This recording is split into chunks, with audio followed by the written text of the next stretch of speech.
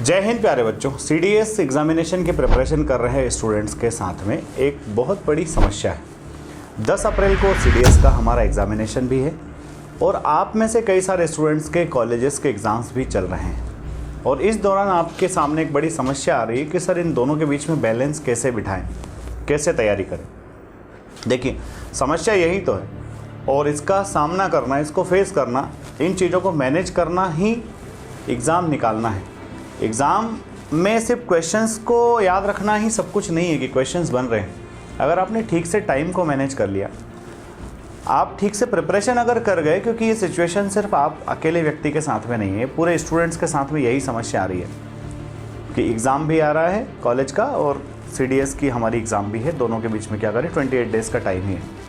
तो आपको कुछ नहीं करना है, कॉलेज के एग्ज़ाम्स उनके हिसाब से चलेंगे। आप थोड़ा सा समय दें अपने सब्जेक्ट को। और अभी एक सबसे बड़ी चीज़ तो देखने में आ रही है कि चूँकि सीडीएस में इंग्लिश एक अपने आप में पेपर होता है, हम पढ़ बहुत कुछ हो चुके होते हैं, पर वो बहुत कुछ पढ़ा हुआ जो है उसको परफॉर्म भी तो करना है। तो परफॉर्म करने के लिए मेरा आपको सलाह है कि दिन में कम से कम 1 या 2 प्रैक्टिस सेट्स अभी 8-10 दिन तक लगा लें, ताकि हमारे ऊपर से एक प्रेशर रिलीज़ होगा और दूसरा हमको ये समझ में आएगा कि जो हमने पढ़ा है वो पूछा किस तरह से जाता है।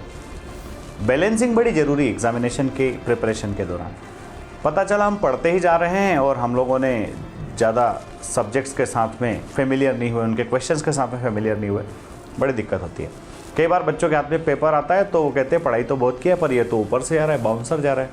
तो सही बात है, देखो यूपीएससी एग्ज़ाम ले रहा है तो थोड़ा लेवल तो पेपर में आने वाला है। बहुत ज़्यादा रिपीटेटिव क्वेश्चंस वहाँ आने की संभावना रहती नहीं है। हाँ, कॉन्सेप्ट रिपीट होते हैं, ये बात सही है। तो आप प्रैक्टिस सेट्स लगाइए और बैलेंस करके चलिए। समस्या आपके सामने नहीं है, सभी के सामने।